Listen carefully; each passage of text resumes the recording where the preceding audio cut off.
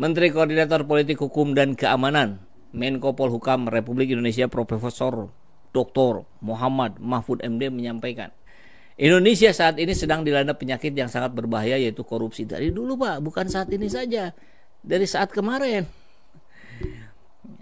Hal tersebut disampaikan Mahfud MD saat dirinya orasi ilmiah pada Disnatalis ke-54 Universitas Malikussaleh atau Unimal di gedung ACC Unimal Utenkot Luxemawe Senin 12 kemarin ya, sekarang tanggal 13.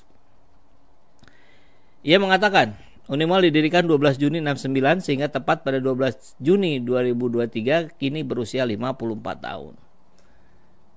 Dalam orasi ilmiah tersebut, menurut mantan Hakim Konstitusi atau Ketua Mahkamah Konstitusi itu, Indonesia sedang dilanda penyakit yang sangat berbahaya, yaitu korupsi.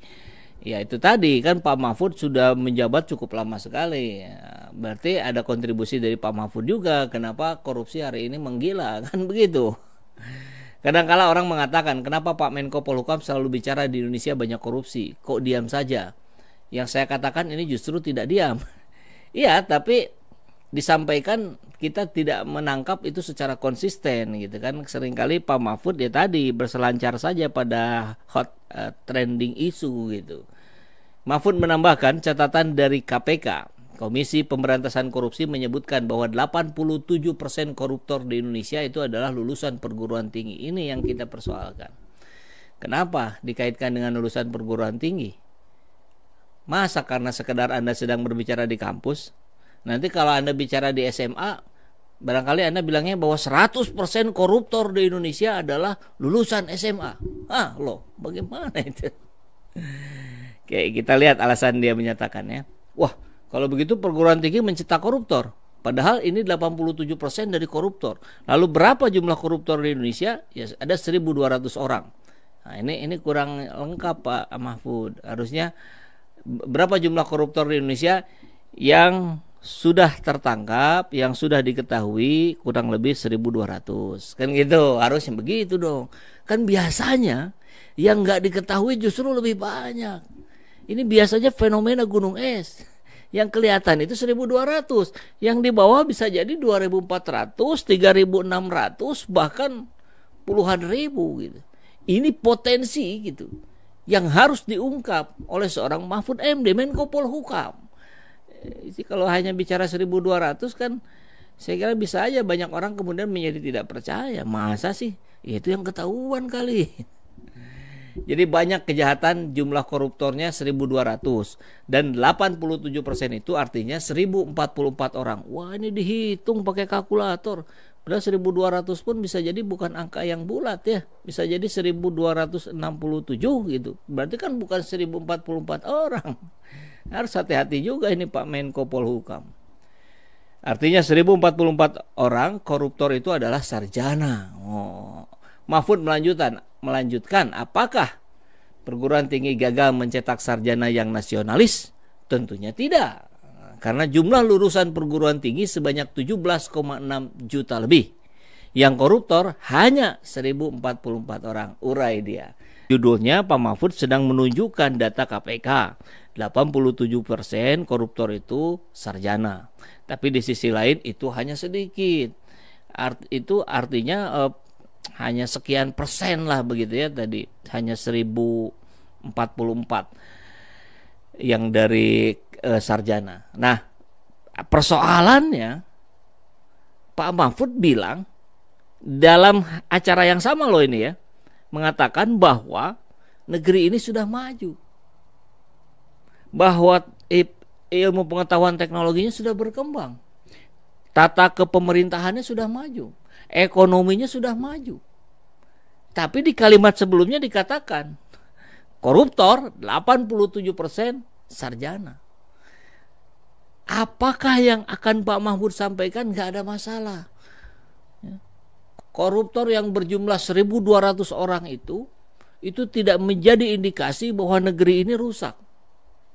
Lah, bagaimana hak-hak rakyat miskin yang harus menerima bansos ternyata dikorupsi oleh Juliari Batubara? Apa itu relevansinya tidak terlalu sangat jelas sekali. Bahwa karena korupsi, maka hak rakyat tidak terpenuhi. Artinya rusak negeri ini kalau begitu. Nggak bisa dibilang bahwa perekonomian sudah bagus, tata kelola pemerintah sudah bagus. Keberadaan koruptor 1.200 ini, yang Pak Mahfud bilang 1.200 ini harusnya dibilang tadi ya, yang baru ketahuan. Karena kalau seluruhnya bisa jadi kali 4, kali 5, kali 10, kali 100 bisa jadi. Kan katanya sudah jadi budaya. Ini yang mengerikan. Jadi fungsi perguruan tinggi harusnya betul-betul membuat PR besar dengan tanda seru yang besar juga. Bagaimana menangkal korupsi dari kampus. Kan harusnya begitu. Saya kasih contoh misalkan di Universitas Paramadina saat rektornya Anies Baswedan, dialah satu-satunya yang pertama ya, di kampus yang membuat mata kuliah anti korupsi. Kan kalau mau bicara korupsi harusnya ke situ arahnya. Ini bicara ada 1.200 tapi nggak apa-apa, kita kan maju, kita kan. Ini saya kira logika yang sulit diterima nalar publik hari ini. Jadi mohon maaf Pak Mahfud yang hari ini sedang ikutan juga barangkali cawe-cawe gitu. Berharap menjadi cawapres Ganjar atau cawapres Prabowo, akhirnya menjadi limbung gitu ya. Kita melihat gaya Pak Mahfud seperti yang limbung. Ini mencoba menarik hati ke sini, mencoba menarik hati ke Ganjar, mencoba menarik hati ke Prabowo gitu.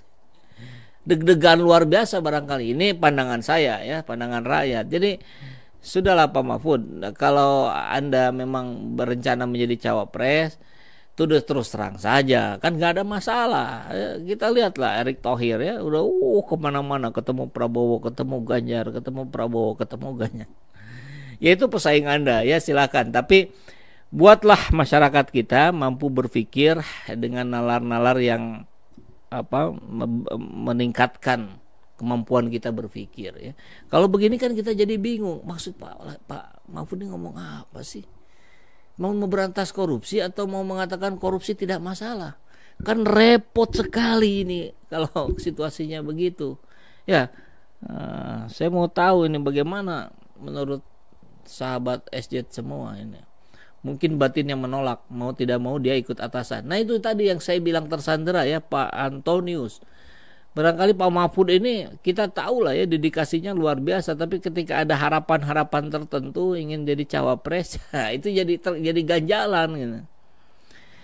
Mahfud MD sering lempar kasus tapi nggak diselesaikan. Buat apa Pak kalau cuma bikin rakyat gemas? Nah ini juga perspektif publik hari ini yang menautkan ke sana ini.